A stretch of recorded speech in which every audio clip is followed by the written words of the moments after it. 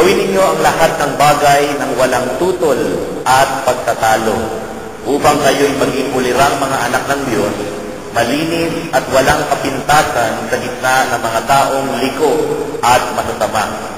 Sa gayon, magsisilbi kayong ilaw sa kanila, tulad ng talang nagniningning sa kalangitan, samantalang inihahalin ninyo sa kanila ang balita ng kaligtasan.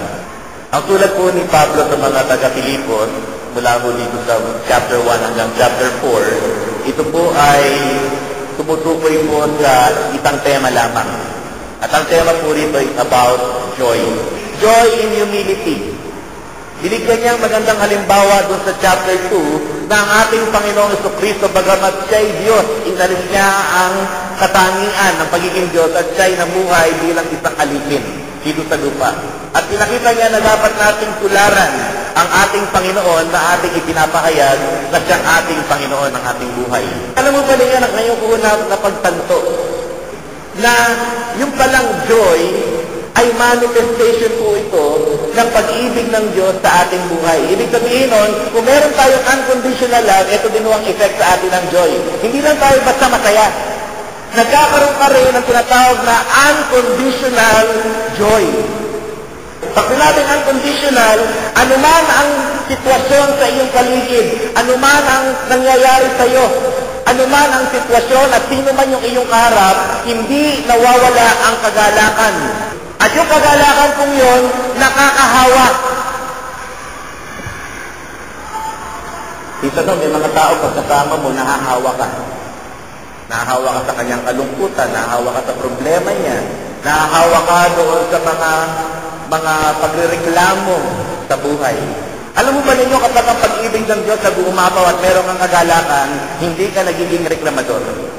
Yung mga taong reklamador, hindi nararanasan ng pag-ibig ng Diyos. Yung mga taong reklamador, nawawala mo yung kagalakan sa kanyang puso. At dahil walang kagalakan sa puso, napopokus siya doon sa mga negative aspect ng buhay. Sa katotohanan po, hindi ho pwedeng mawala ho yung mga negative sa ating buhay. Sa paglalakad ho natin sa buhay na ito, laging mayroong maganda at mayroong pangit na nangyayari at yan po ay sabay na nangyayari sa ating buhay. 3 things. How to develop a non-complaining and a positive attitude. And number 1, discipline your thoughts. No, kinakailangan po nating disiplinahin ang ating kaisipan. At meron pong binabanggit po sa Romans chapter 12, verse 2. Sabi ko, kayo umayon sa takbo ng mundong ito, mag-iba na kayo at magbago ng isip upang mabatid ninyo ang kalooban ng Diyos kung ano ang mabuti na kalulugod sa Kanya at talagang ganap. Para daw malaman natin ano ho yung kalooban ng Diyos. At dito, 3 bagay yun yung binanggit tungkol sa kalooban ng Diyos. Ano ba yung kalooban ng Diyos na binanggit dito? What is good, pleasing, and perfect. At ito po yung mangyayari kung magbabago tayo ng isip. At paano magbabago ang isip? Kinakailangan disiplinahin natin yung ating pag-iisip. Sino sa inyo iniisip ngayon, matanda na ako? O sino iniisip ninyo kahit ikay may edad na, hindi ako magkakasakit at ako'y malakas? Alam mo ba ninyo, yan po ay disiplina. Kinakailangan mag-isip po tayo ng nararapat, no, ayon sa kalooban ng Panginoon. Kaya ho, 2 bagay yung gusto kong iwan dito. How to discipline our thoughts. Number 1, meditate on the Word of God. Meditate on Scripture. Kaya nga sabi doon sa Joshua 1:8, do not let the word of the law depart from your mouth. Meditate on it day and night.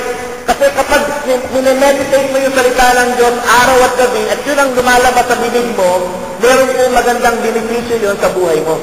Pero kung ang minimeditate mo yung problema mo, at laging lumalabas sa bibig mo, ano bang klaseng buhay ito? Talagang ganito na lang ako lagi, puro na lang kahirapan, hindi na ako sinuwerte sa buhay, bakit ba ganun yung aking pamilya, bakit puro ganun ang lumalabas sa bibig? Ibig sabihin nyo, sinetrain nyo yung inyong isip na yun ang patakbuhin lagi.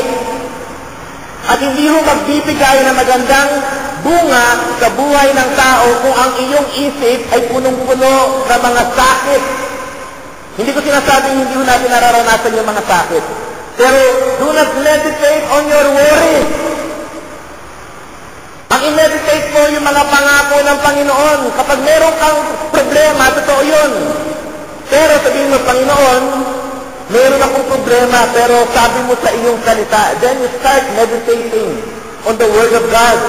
At ang sabi doon, if you meditate on it day and night, magiging prosperous ka and successful. Bakit? Dahil doon ang lalabas sa bibig, at anuman yung lumalabas sa bibig mo, kadalasan yun ang ginagawa mo rin.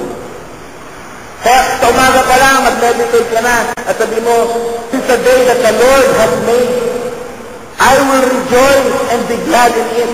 Hindi yung pag-isip mo pala sa umaga, ako nandito na yung mga maningin ng utang, paano ko kaya itong babayaran, kanino kaya ako pupunta, anong gagawin ko. At meditate ka na, and then naglimitanya ka na sa mga negative words. Tandaan ninyo, mayroon pong kapangyarihan sa inyo yung sinasabi ninyo. Kaya dito, sinasabi, stop complaining. At simulan po ninyo i-declare yung mga pangako ng Panginoon. At dahil doon, kinakailangan mo na magkaroon tayo ng changing of mind. Second, sabi, remember your blessings. If you meditate on the Word of God, ang kasunod-sunod, dati meron din ako pinagdaanan ganito, pero ito ang pagpapalang ginawa ng Diyos sa akin. So, balikan mo yung mga magagandang bagay na ginawa na ng Diyos sa iyo. Count your blessings. Name them one by one. Basta sa gitna ng mga problema, ito yung mga dapat natin gawin. Sa gitna ng pagsubok, ito yung dapat na maging kalagayan ng ating mga kaisipan. Para hindi mo ma-develop yung complaining and negative attitude. Kundi ang ma-develop sa atin ay yung non-complaining and positive attitude. Alam naman mo natin, maliwanag yung sinasabi doon po sa bilang, no, kung atin pong babalikan, doon po sa numbers. At ang sabi ni Yahweh, kina Moses, sabihin mo sa Israel, tigilan na nila ang kanilang pagko-complain. Sapagkat buhay akong si Yahweh. At ano ang sinabi ng Panginoon? At gagawin ko sa kanila yung sinasabi nila. Ano ba yung sinabi ng mga Israelita? Buti pa doon sa Ehipto, hindi kami nagugutom. Gusto namin bumalik doon, hindi mamamatay na lang kami dito sa ilang. So anong ginawa ng Diyos sa kanila? Kung ano yung sinasabi nila, yun ang nangyari sa kanila. Walang isa mang nakapatok sa lupang pangako maliban kay Joshua at kay Caleb.